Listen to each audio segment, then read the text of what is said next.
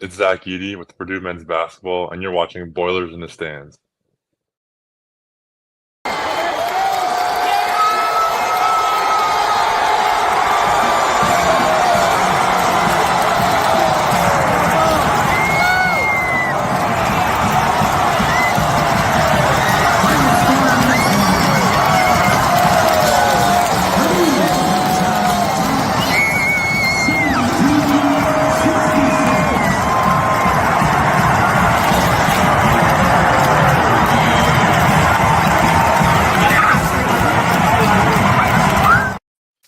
Welcome back to Boilers in the Stands. I'm your host, Joe Jackson. Alongside me, as always, is my co-host, Kraig Bowers. Purdue.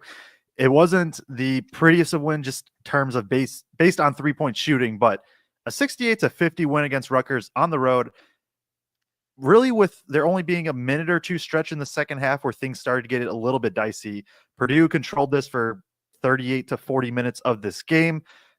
Rutgers obviously is not at the level anybody really expected them to be. They're not even close to it, right? They're a bottom 3 to 4 team in the Big Ten, but a dominating road win when you don't shoot the ball well, you take that every single time, and Purdue did just that. 68-50 over Rutgers. Braden Smith, another masterclass. TKR still putting up numbers even with foul trouble, and then you get enough otherwise and really good defense, and that's how you walk away with an 18-point convincing win on the road. So, Kraig, I'll throw it to you, just kind of your instant reactions from the game.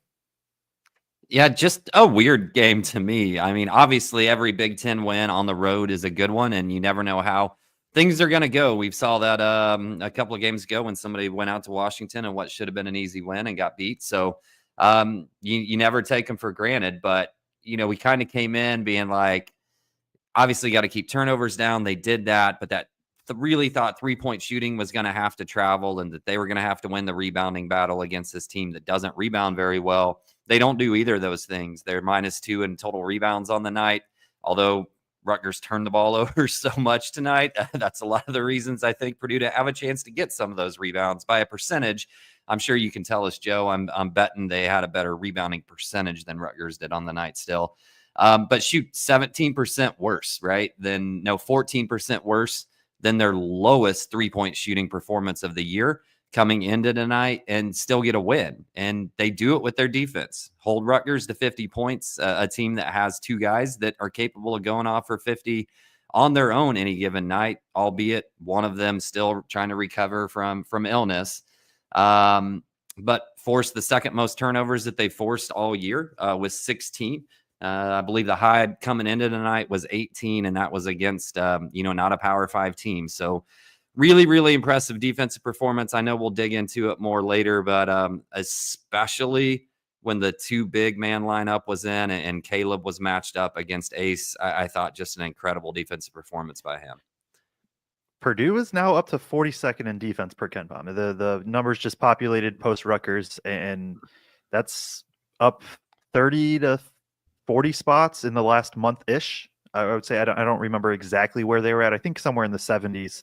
Now, obviously, it's been weaker opponents since the Auburn game, and I do think that's something I want to talk. I think we can kind of go through the players a little bit quicker today. I do want to briefly talk about maybe outlook going forward, just for a touch at the end. But Purdue's defense is just looking better. Caleb First was phenomenal on the defensive end, like just absolutely phenomenal. And obviously, Ace Bailey's going to hit a couple shots. He has 17 on 5 of 15 shooting. You live with that. He made life tougher on him. But just some of the other things, too. I don't know if he ended up with any blocks or anything like that. 2 blocks and 1 steal. Yeah, that checks out in my head of just the activity that he had. And it wasn't just him. I thought from a team defensive standpoint, it was pretty good. You saw, the one time Burgess gets switched onto Bailey. Purdue essentially goes to a 2-3 zone. Almost, it wasn't quite that, but it basically was that. And then they forced a turnover off a really bad Ace Bailey pass. I thought Jakari, CJ did a good job. Braden did a good job on Dylan Harper, and I know Dylan Harper's not at 100%, but Braden was on him a little bit. CJ was on him a little bit. Jakari, Miles, I thought everybody did well that had their shot at Dylan Harper. Just a good all-around win. And the biggest thing that stood out to me, so obviously what they shoot 5%, it felt like in this game from 3, 16%, 4 for 24 from 3. 2 of those off the top of my head came at really big moments. One of them was from CJ, one of them was from Jakari. And close to the end of the first half, Rutgers is starting to go on a run. I think they cut it to 7. CJ knocks one down to push it back to 10. I think Rutgers hit another one right after, but still slow the momentum there. And then obviously the Jakari 3 was the biggest shot probably of the entire game with 9-10 minutes left, something like that, where he drills one. Purdue pushes the lead back to whatever it was, 10, and now you kind of take care of it from there. So I also think that it's notable that we can go through the key points of the game or just the overview, and like Braden Smith wasn't mentioned that much, and he put up 16 points and 14 assists. I do think that is notable, but just where this team was at today, they didn't shoot the ball well. I also thought the rebounding percentages were going to be better, but they were slightly worse. But it was still, they did a much better job in the second half, because that first half they were losing the rebounding battle by a lot. I'll quit my rambling there. We'll get into some of the players, some X's and O's and stuff like that. But yeah, not a big time win, but just right when we said on the preview, this if they lost this, the sky wasn't falling, the world wasn't ending. But if they want to compete for a Big Ten championship, this is one you'd look back at and be like, hey, kind of got to get that one. And they did just that. Well, and it matters the tournament seeding too, right? Because this would have been a quad 2. This would have been a quad 2 loss had it happened, and it's likely going to stay a quad 2 loss. It doesn't look like it has much hope of Rutgers finishing in the top 75 in the net by the end of the season. But just in reference to the defensive point, something that I put out earlier, and it did end up coming to fruition. 5 out of Purdue's top 8 performances, or I'm sorry. In terms of Purdue's top performances, forcing turnovers, like 5 of their top 6 on the year have come like in the last 8 or 9 games now. So you're seeing a difference, I think, of just a little bit more pressure being created. Now, one of those games in there's Toledo, right? And they also got to play against Minnesota. But, there were some good teams in that stretch too. And I really think putting Caleb on the backside of that, defensively over the last 3 games, and then what CJ is doing as a starter from a defensive standpoint, just lets them create a little bit more ball pressure just in general in my mind, and the stats are kind of backing that up so far. Yeah, and let's just jump into Caleb first, because I don't think he had, Braden Smith was still the best player on the floor, but we can talk about Braden Smith I could talk about Braden Smith for 45 minutes. I was on a podcast today, and I had to rein myself in earlier from going on for about 20 minutes on Braden Smith. And in this one, Caleb first, once again, just kind of showing what he is able to do for this Purdue team. Finished well around the rim. So he has 7 points on 3 of 3 shooting, only 1 of 3 from the line, which is not the norm for him. 3 offensive rebounds, 4 defensive rebounds, an assist, 2 blocks, 1 steal. And if you care about individual plus minus, he was the highest once again in that category. Just really, really good stuff, and finished well around the rim. I thought he rolled pretty hard when he was in that spot. I thought obviously Braden did a fantastic job getting him the ball in those spots, but finished well around the rim. 2 dunks from Caleb first? That feels like a career high, although maybe back in his sophomore year, he might have, I'm sure he had a game or 2 with that as well. But this is like, if you can get Caleb first game, if you can get this Caleb first every single game, the Purdue goes from like a maybe Sweet 16 type team to like a team that, I don't know if they're going to be in the Final Four caliber just in terms of that super elite level, but they're knocking closer to that door instead of where they were a month ago. And I think that's just been really, really massive with what he's able to do defensively. I agree 100%. And his ability to wall up and not foul, because he gets up so high. Like a lot of those guys, when you see him, like Zach, when he walls up, he would kind of just jump off the ground a little bit, but Caleb gets vertical and still walls up extremely well, doesn't bring his hands down.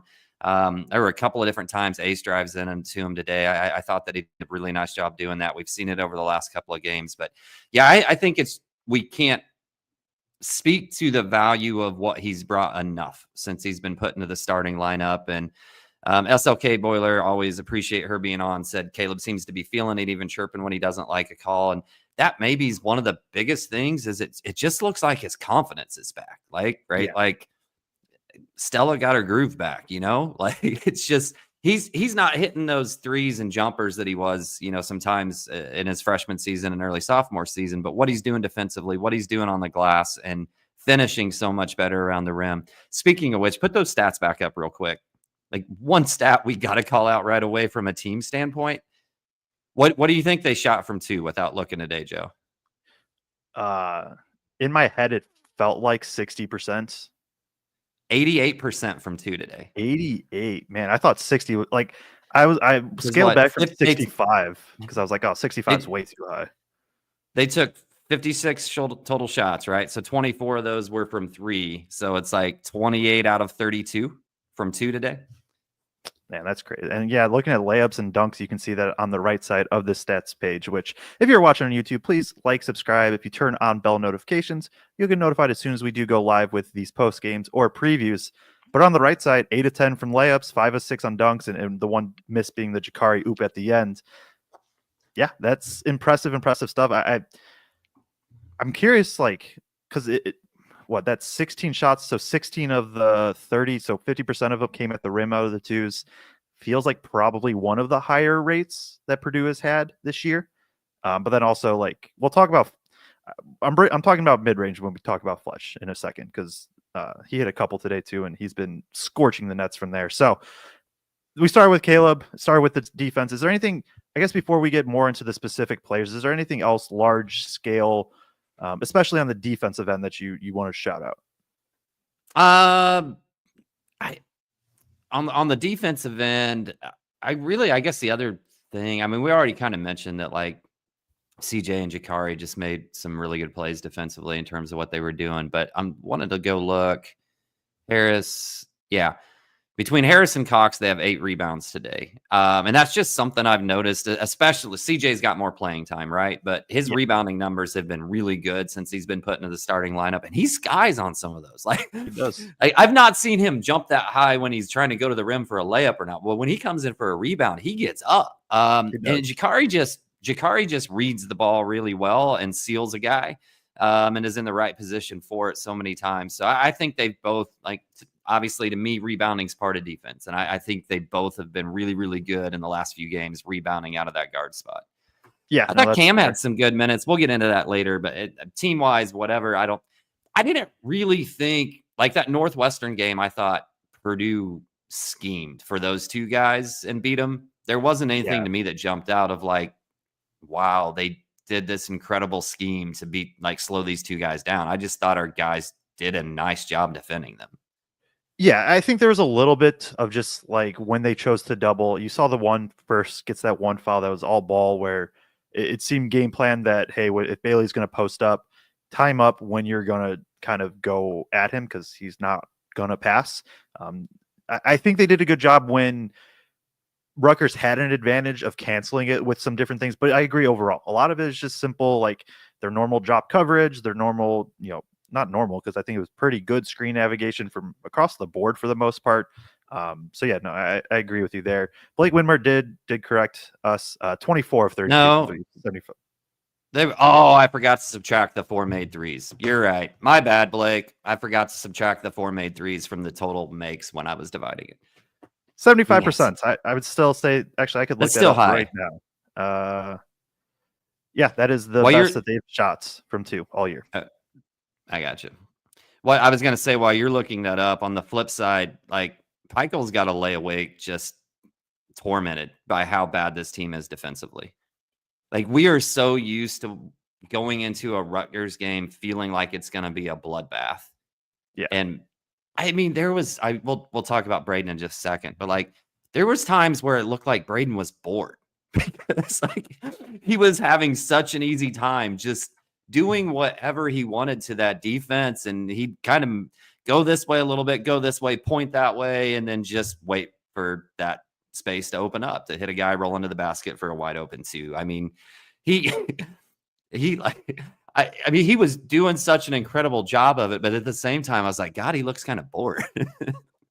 It was just like, because you could even see it 1 or 2 plays where it was just like he would rescreen like 3 times because he was just like, nope, this one's not good enough. Nope, this look isn't. And then eventually he just gets it. And it's got to be frustrating for Pikel. And obviously all of Rutgers fans is I think,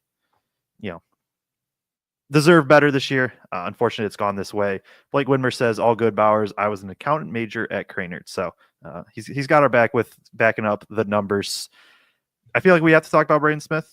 I think Yes, he was, do it right now. Pretty good. Man, that's small. I'm trying to be better about making it the stats larger when I screenshot, but was not successful in that activity today. So 16 points, 6 of 10 shooting, only 1 of 4 from 3, 3 of 5 from the line, 3 rebounds, 14 assists, 2 turnovers, 1 block, 3 steal, 39 minutes. I mean, imagine if like he was good without Zach Edey too, how good he could be, you know? Like if he just wasn't Zach Edey, it'd be really crazy how good he could be. Obviously facetious, like Braden Smith we know is phenomenal. One of probably the best passing point guard in the country, or one of the top 2 to 3, I think pretty comfortably, and just straight up one of the best point guards in the country and also one of the best players in the country. I agree that sometimes he kind of looked bored because he just knew what he was going to get. That short roll was there time after time. And then when they did play drop coverage, he said, okay, I'll just get to my pull up really quick.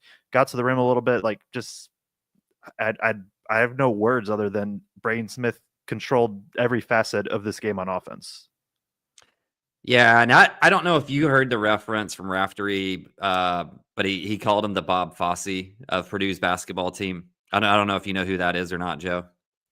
No, he's a trick question.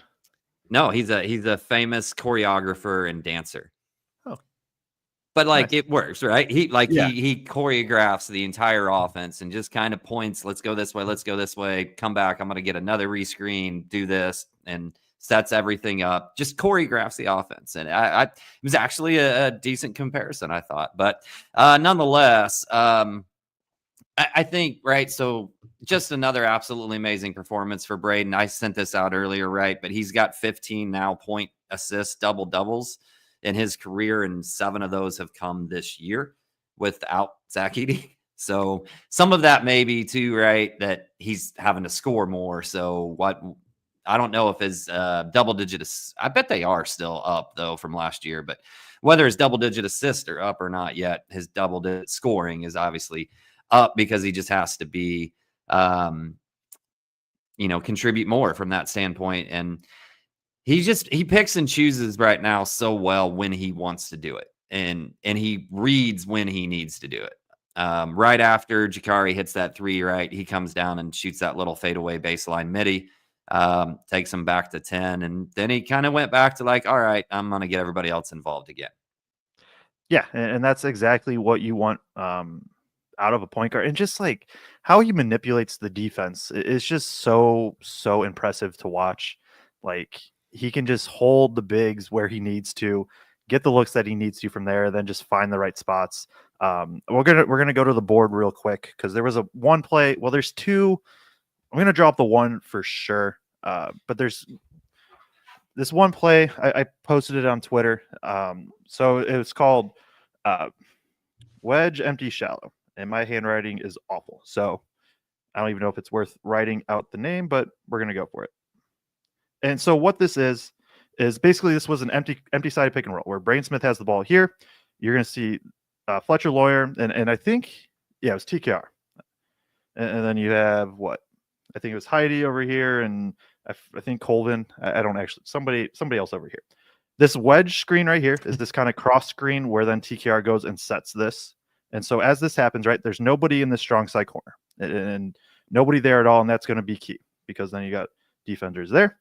So as this happens, now TKR is going to set this screen. Lawyer's here, empty corner pick and roll, right? Nobody in this strong side corner at all. The shallow part comes from this cut right here from Loyer, where he's just going to kind of slip out here. And so now basically as this is happening, you have TKR diving, and then you have Loyer who's popping up. And so his defender has to stay with him, 2 defenders on the ball. And now right there, right, where you have the defender here, you have a defender here, you just have this bounce pass and you have to have these guys occupied. I think there was even like a little bit of like a pin down screen over here. So now that occupies these defenders. You can see that bounce pass there and just, I mean, like look at all this area they have to work with.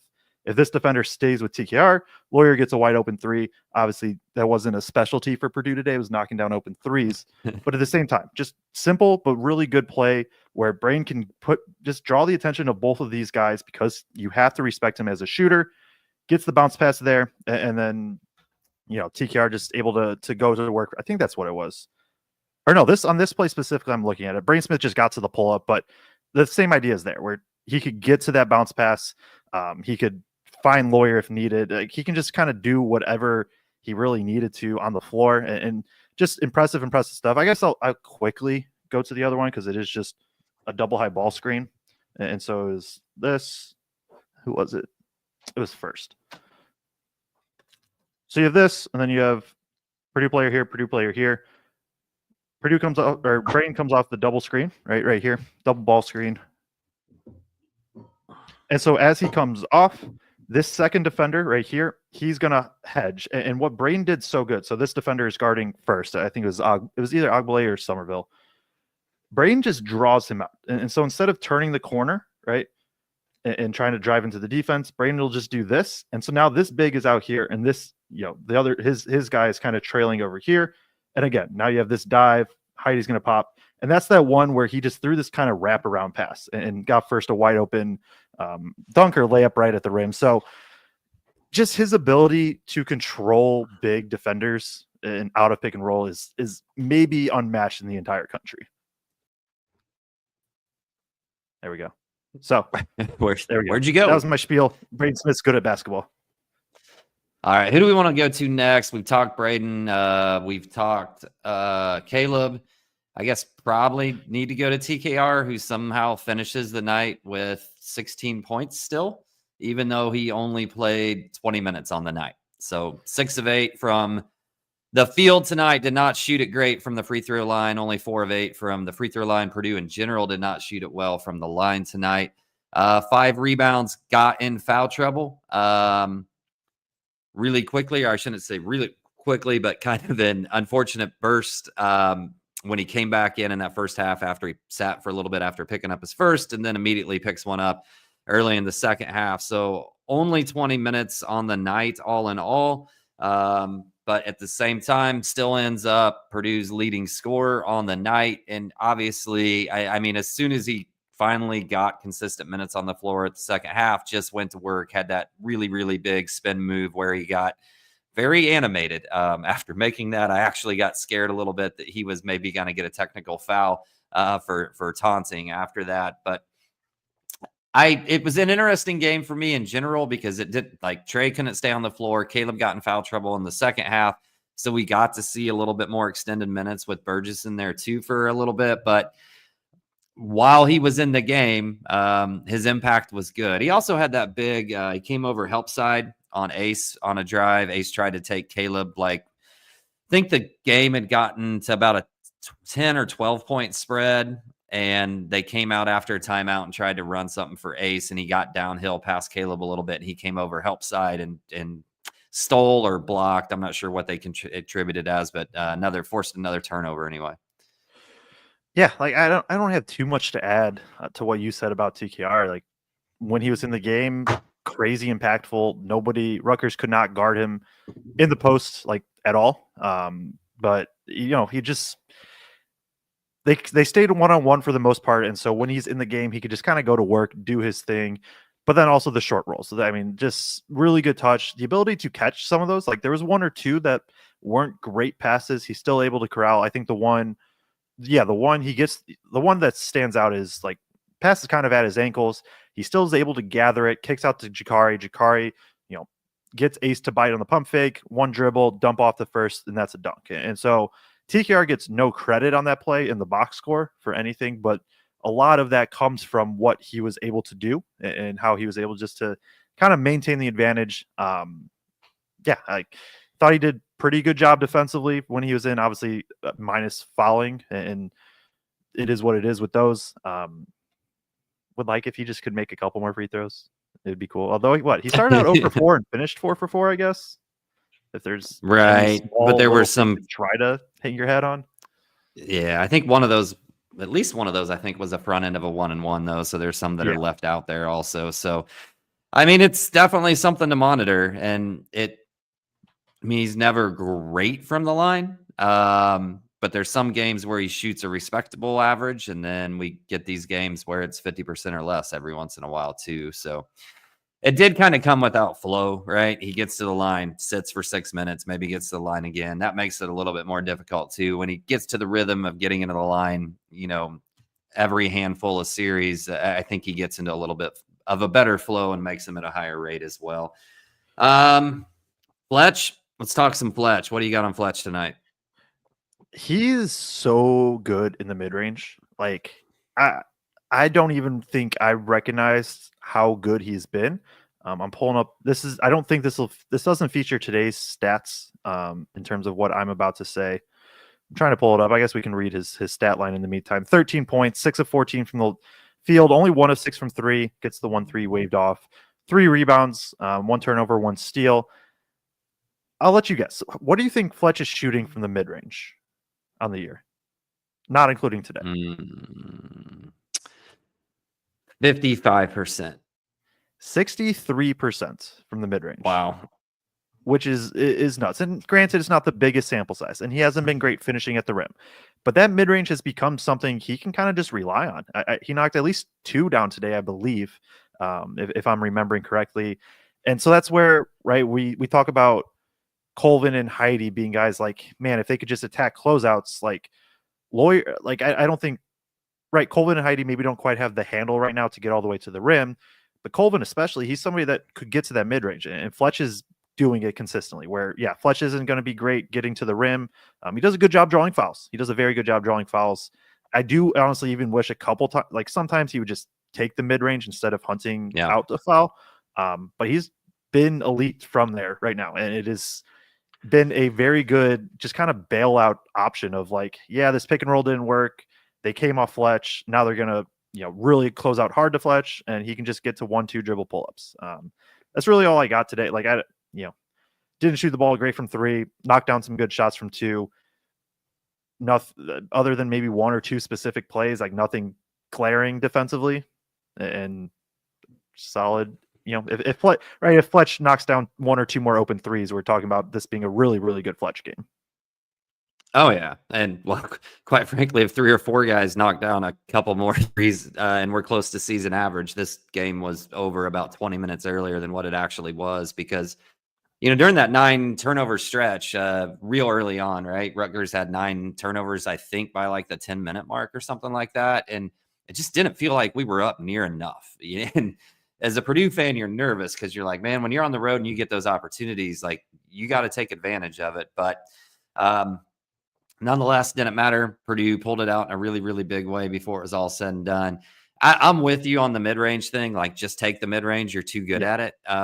I don't know if you remember when we did like the full preview show of Purdue earlier this year, and we kind of went around and talked about like what we wanted to see from each guy. My thing on Fletch was like, take the mid-range. Like, take the mid-range. Go ahead and like settle for that 10-footer to 8-footer, buddy, because you're friggin' awesome at hitting it. Don't have to challenge at the rim if it's not there and wide open. Yeah, no, it was. I'm with you. Just shoot it. He's gonna knock him down. He can be a 2-level scorer with it being 3 in mid-range, and that's something Purdue needs. So yeah, keep shooting him, Fletch. Keep doing his thing. I missed this. I'm just gonna bring it up now because I think I meant to bring it up back when we were talking about first. But did get a super chat from Brian Bennett, 499, said the most improved player on the team is the senior Caleb First. Boiler up, at least from start of the season to now. Like, I don't know. I guess in theory, CJ Cox, but just more of that he was. Well, a freshman, I don't. But if you're going to go from last year, year, I think if you're going to go from last year to this year, it has to be TKR just because of his scoring jump. He went from did he average 6 points a game last year to 18 this year? Yeah, like I probably going to be second team All Big Ten or something like that when the season's all over and said and done. So I think it would have to be TKR just because of that. I think as Purdue fans, we look at it and we like, no, like we knew TKR was that way. Like we all knew that. It was just a matter of time. But in terms of actual production, it's got to start there. But I'm with you from the from this progression of the season, I think he's improved the most on this team. I think a lot of that has just come from him starting to get his confidence back and excelling at what he does well on the floor, and that being enough. Yep. No, I'm with you. And it has been big time for Purdue. Appreciate Bryant for the support. So I know we've gone through a lot of the players. I think right at this point we just have CJ and then the bench left, if I'm looking at this correctly. We can go to CJ with the starting 5 points, 2 of 5 from the field, 1 of 4 from 3, 4 rebounds, 1 assist. That assist was that was the best pass I've seen CJ make all year. The short roll pocket pass, just kind of one hand live dribble, like that was.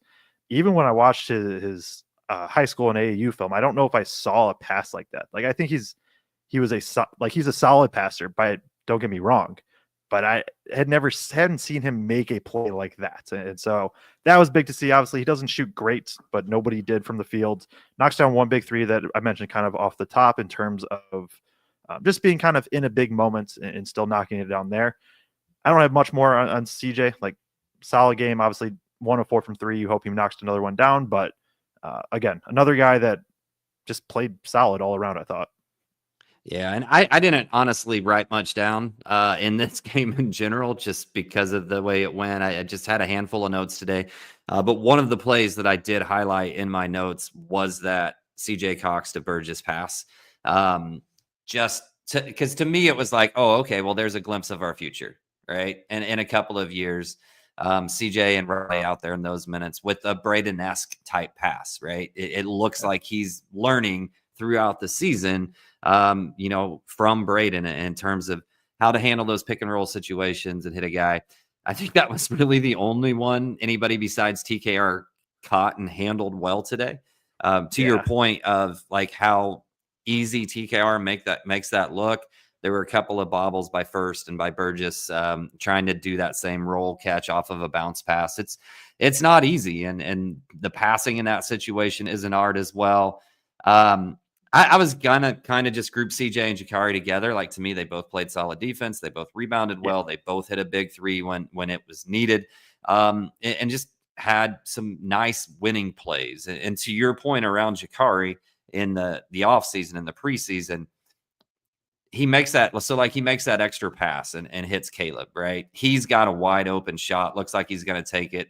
Guy just kind of stunts toward him, and he then passes to First, who gets a wide open dunk, right? And the thing you had said about Jakari coming into the season the whole time was he makes right plays. He makes winning plays. Like, just look beyond the scoring and stuff. We thought he was going to shoot the three better than he has.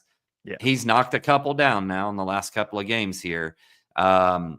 Just one, I think, each game, right? But it's starting to look like maybe he's going to get to that 30 to 33% we thought he might be at as a freshman.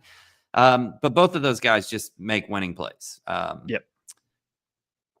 Yeah, and this is in really, really small sample size, so it might not even be fair. He is 33% in conference play in 5 games, 3 of 9. Like, it's getting there. I don't think it'll be great this year, but it's getting there, right? And to your point, and that's a good call, just grouping them together, because they both did a lot of the similar things. Both knocked down a 3, like you said.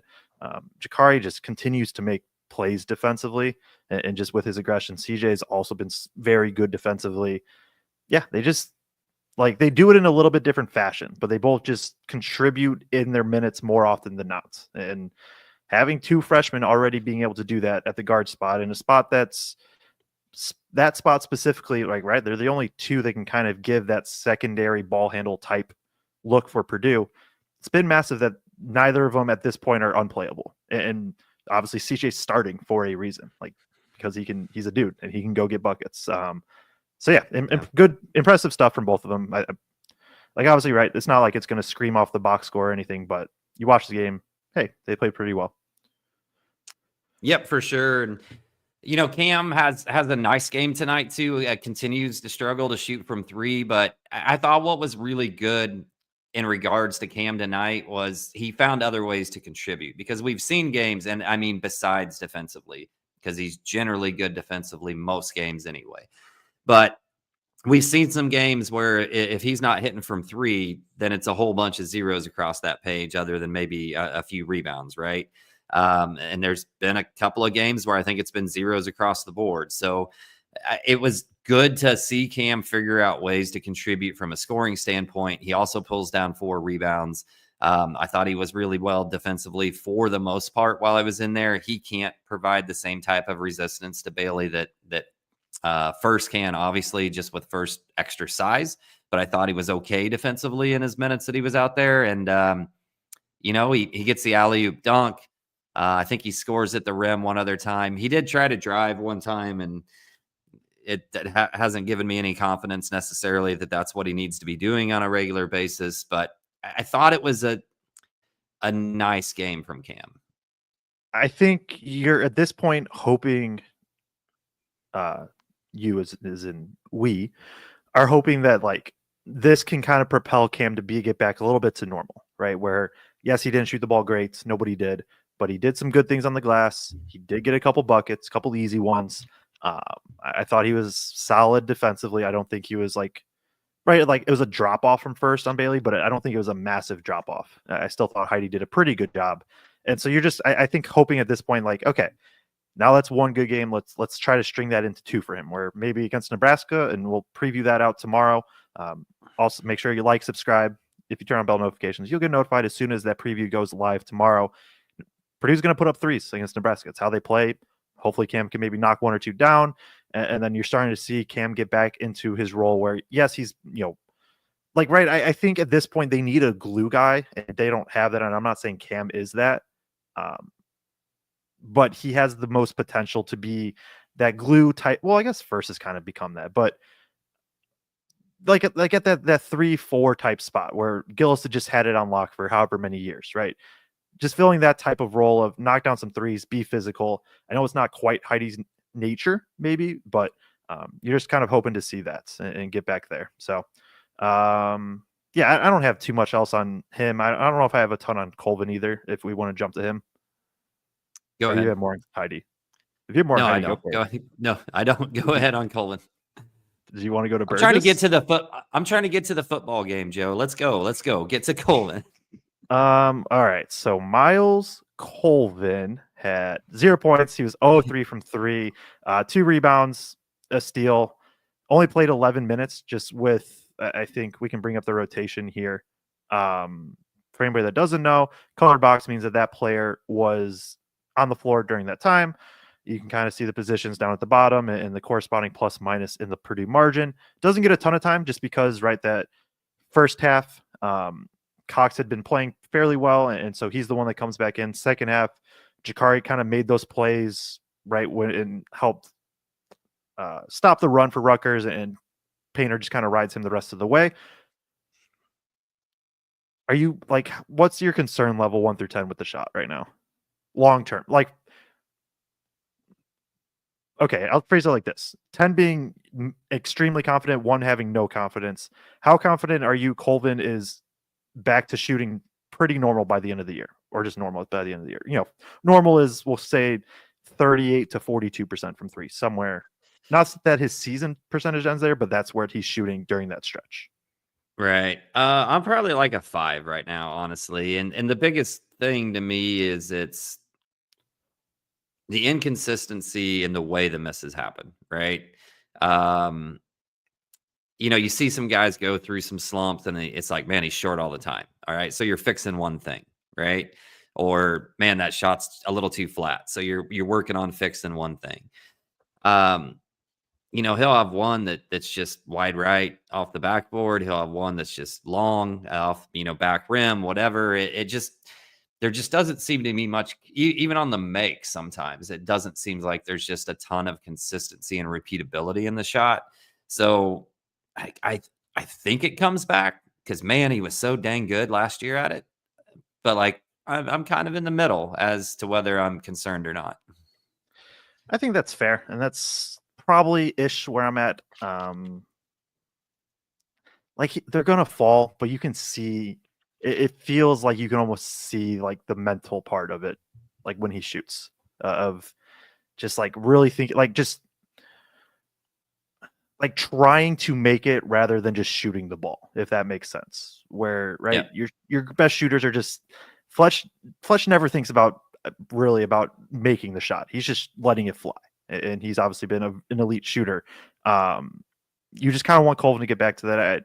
Clayton Stoutenauer said Fletch went through a similar stretch last season. That is a good call out, right? Where what was it, February? Fletch went like 2 of 18 from 3 or just something ridiculous like that. He bounces back.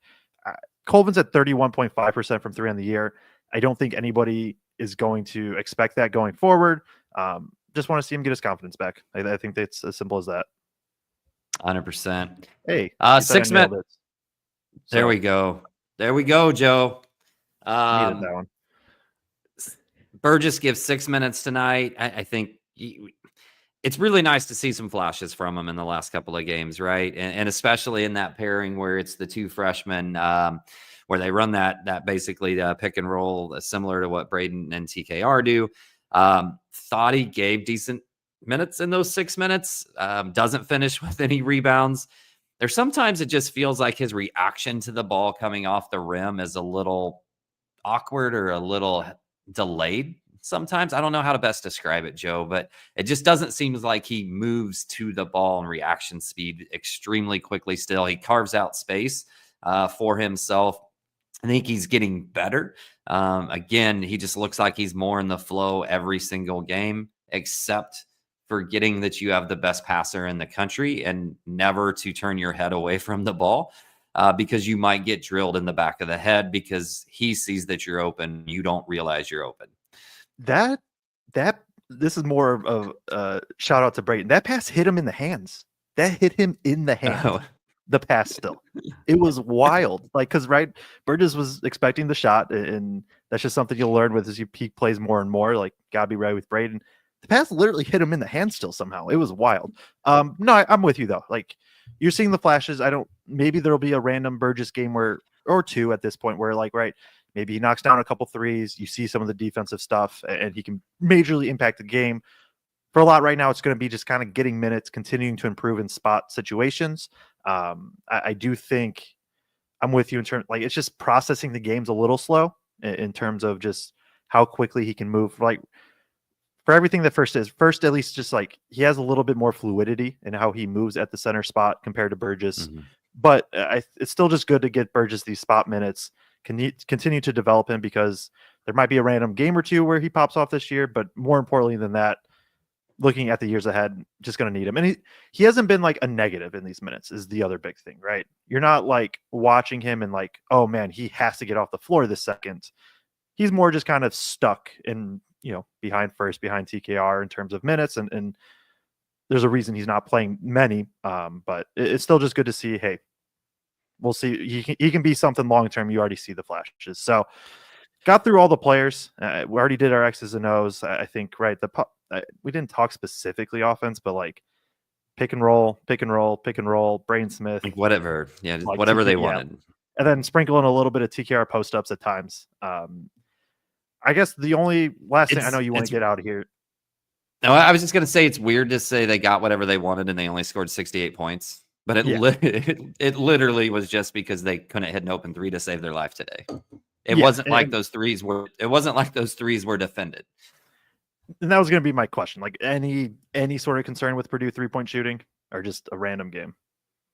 Random anomaly. Like, their worst before this game was 31%. So no, I have absolutely zero concern. Yeah, I'm with you. Like, they're going to be fine. Now, needs to bounce back against Nebraska, but we'll preview that coming out tomorrow. But that is back in the friendly confines of Mackey Arena. So hopefully you see some more shots falling. Last thing for me is Purdue has, right, we have this 5-game stretch that we were talking about, this 5-game stretch for Purdue: at Minnesota, home against Northwestern, at Rutgers, home against Nebraska, at Washington. Minnesota, Rutgers, and Washington might just be probably the 3 worst teams in the Big Ten. You get all 3 of them on the road. Northwestern and Nebraska are middling teams of the Big Ten that can win any nights, but also probably aren't quite on Purdue's tier. They're 3-0 in that stretch. In a stretch where, right, after you lose 3 of 4, then you beat Toledo, they've bounced back against the teams that they're supposed to. And especially in a game like today where, right, it could have easily, there's many scenarios where this is really a dogfight and Purdue doesn't shoot well. TKR gets in foul trouble. TKR and First get in foul trouble in the second half. A lot of things could have gone down quickly. Purdue still just very resilient, being able to rely on the defense today and get a 18-point road win. They have now won their last four games by 19, 20, 18, and 18. Now they face Nebraska at home next. This is where they wanted to be. This is where they needed to be. 4-1 in the Big Ten. You've set yourself up to. You still got to win the next two, I think, for sure. But then after that, where it gets tougher, you've allowed yourself to drop a couple on the road against good teams, and it not be the worst thing ever. Yeah, and I honestly, like you said, there's been a change in competition level, but there was a stretch there where the teams they were playing, like in a 2-week stretch were ridiculously talented too, or a month stretch there. When you talk about Auburn, when you talk about Texas A&M, and some of the other teams in there, Ole Miss and whatnot, through that month. So, to me, they're getting back to a little bit more of a norm with some of these teams now of what the schedule was imbalanced, I guess, with really, really heavy talent or quality in that stretch. And then now maybe not quite as much, but nonetheless, like the dismantling of Northwestern at home. I mean, to me, that's just a really, really impressive win. Understand that it's at home, but I think the Boilers have to feel good about where they're at right now. As they had looked to host Nebraska this weekend, and I think it's just Joe, in the offseason and then early on, we kind of preached multiple times, like, have patience. Like, there's got to be moments where they look really good. There's going to be moments where they don't look so good. And it may take a while. I think we even talked about the fact that it may take till January before Purdue really knows what their starting lineup is. And not going to say this is what it's going to be till the end of the year, but I would not be shocked if this is what it is from now until the end of the year, because it really feels like Purdue has found the best version of themselves. And as I think about the other good teams they're going to play in the Big Ten, I think that's the lineup that translates the best across the majority of those good teams. Yeah, and the first of the five, it's been, we've talked about it enough. I don't need to harp on it anymore, but been very important. Stare down a Nebraska team that has won a couple good games at home, lost a couple on the road. Although they've won a couple on the road this season as well. So tough Nebraska team. Purdue needs to continue their stretch. That'll be Sunday, January 12th. I think it's a noon tip on Big Ten Network. We'll have the preview out sometime tomorrow. Not exactly sure what time. Couple starred comments. We'll get out of here from Scott White. Welcome to the 1,000-point club, Fletch. Yeah, I think he hits the was it a mid-range? I think to get to it today, something like that. Shout out to Fletch. I think Fletch and Braden now are both a part of the 1,000-point club. Shout out to them. And hey, Purdue gets them for not that we're overlooking this season whatsoever. Purdue still gets them for another year, even after this, at least. From Purdue, Keith, First definitely makes this defense much stronger. Yeah, I think we harped onto that one enough, or not harped, but talked about it enough. Credit to First, he has impacted this team defensively massively. Derek Mulliken said, "What podcast were you on today, Joe?" It is called The Stretch Big. It's with Jacob Bigelow. He does really good work covering Nebraska. I'm also a Big Ten guy. I think it's out tomorrow. If you follow me on Twitter, I'll be retweeting it whenever it does populate. So a little bit of a Big Ten talk, a little bit of a Purdue Nebraska preview, but also getting the perspective of a Nebraska player. If you guys do want to check it out, not player, Nebraska fan. If you do want to check that out, we'll also have our preview out tomorrow. From Derek Mulliken, great takes, guys. Excited for the continued growth of this team. Appreciate Derek for all the support and the super chat.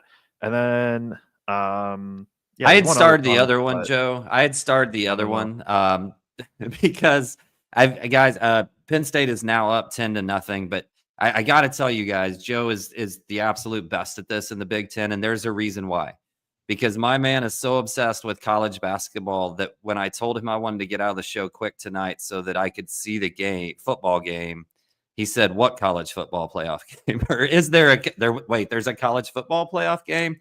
Yeah. Joe is college basketball obsessed, and that's why he's incredibly good at everything that he does and gets to bring you all of these great points and show the board and break things down at such a high level today. But was just kind of a funny moment for me today, Joe. It just it felt weird that it's on a Thursday, and I thought through it more, and it makes more sense, right? NFL playoffs this weekend. There's no Thursday night football, but it was just I was not expecting there to be a college football playoff game on a Thursday night, but here we are, and I'm sure. What do you say? Penn State's up 10-0? 10-0, almost Nice. halftime. Yep. Do you have a preference for who wins? I want to see an all Not Big a pick, Ten, but a preference. There you go. I want to see an all Big Ten championship just because I'm one of those people like many in the Big Ten that are just so sick and tired of hearing about the SEC for the last decade and a half or whatever it's been. And I would like to see the Big Ten just make an absolutely dominant statement this year. Yeah, that's fair. That's my college football.